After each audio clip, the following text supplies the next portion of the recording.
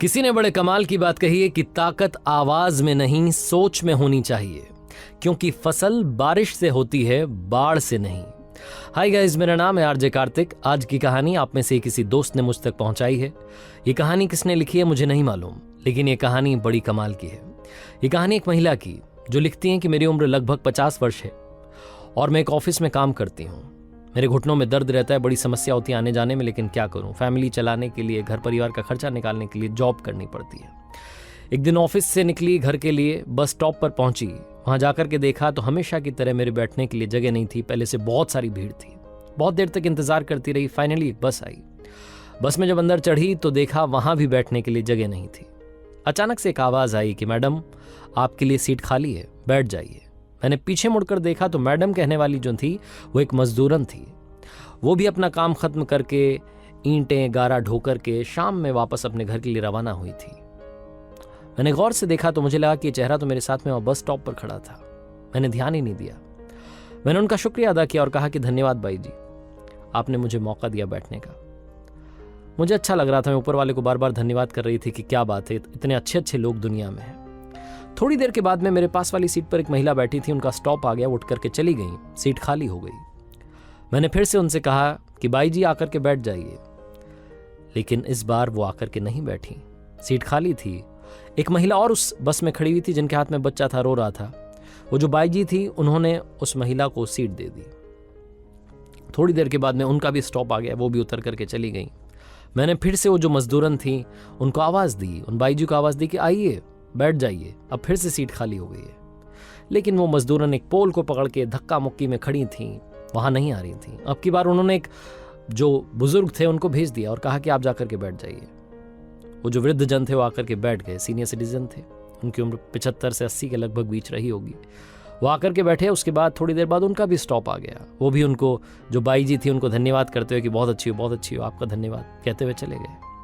Finally seat खाली हो गई। उस बस में भी अब आखिरी स्टॉप आने वाला था, बहुत कम लोग बचे थे। मैंने उनसे कहा कि अब तो बैठ जाइए। तो जो बाई जी थी आकर के बैठ गई। फिर मैंने उनसे पूछा कि एक बात बताइए, आपने मुझे बैठने का मौका क्यों दिया? सबसे पहले आपके पास तो सीट थी, आप तो आराम से बैठी थी। उन्होंने कहा कि क्या बताऊं, मैंने आपको वहां स्टॉप पर देखा था, लग रहा था कि आपके पैरों में तकलीफ है।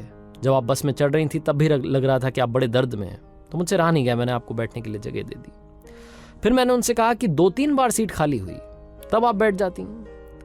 तो जो बाई जी थी उन्होंने कहा कि मैं बाद में बैठ जाती, लेकिन मैंने देखा कि एक बच्चा रो रहा था, उसकी माँ उसको गोद में लेकर के खड़ी थी, मुझसे देखा नहीं गया, मैंने उनको बैठने के लिए जगह दे दी। और उसके बाद में वो वृद्ध जन, वो बुजुर्ग जो कि खड़े थे, वो खड़े रहते और मैं बैठ जाती, अच्छा कैसे लगता। तो मैंने उन्हें बैठने के लिए मौका दिया, मुझे आशीर्वाद दे करके गए। तो मैंने उनसे पूछा कि आप ये रोजाना करती हैं, आज ही कर रही? तो उन्होंने कहा मैं रोजाना करती हूँ।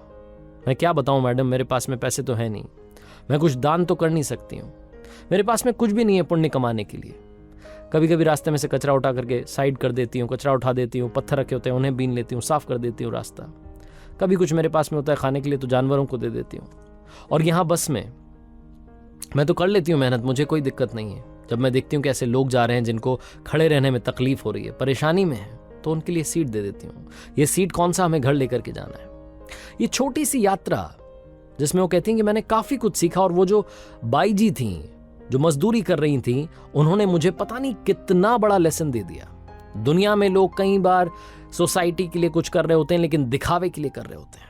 वो कहती हैं कि वो चुपचाप अपना काम कर रही थी, जितना बन पड़ रहा था, थोड़ा बहुत जो दूसरों के लिए कर सकती थी वो कर रही थी।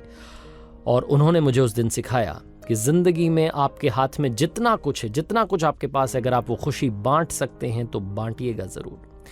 छोटी सी कहानी है, और ये बस जर्नी की कहानी हमें सिखाती कि लाइफ में हम सबके पास में कुछ ना कुछ है जो हम शेयर कर सकते हैं। चाहे वो आपके पास में पैसा हो, आप किसी की मदद कर सकते हो, या आपके पास में कोई ऐसी चीज़ हो जो आप किसी के साथ बांट सकते हो, आपके पास ज्ञान हो जो आप बांट सकते हो। कई सारे टीचर्स हैं इस दुनिया में जो फ्री में बच्चों को पढ़ा रहे हैं। ऐसे कई सारे लोग हैं जो लगातार अपना काम कर रहे हैं बिना किसी शो ऑफ के। आजकल लोग थोड़ा सा दान करते हैं, लेकिन हल्ला बहुत सारा करते हैं। ईमानदारी से अगर आप किसी की मदद करेंगे तो अपने आप ऊपर वाला आपकी मदद करेगा, क्योंकि आपको भी नहीं मालूम चलेगा कि कब ऊपर वाला बनकर आपके पास इंसान के रूप में आ जाएगा। आरजे कार्तिक बस ये कहना चाहता है, मदद करते चलिए, मुस्कान बांटते चलिए। ज्ञान तो सभी के पास है। कर दिखाओ कुछ ऐसा कि दुनिया करना चाहे।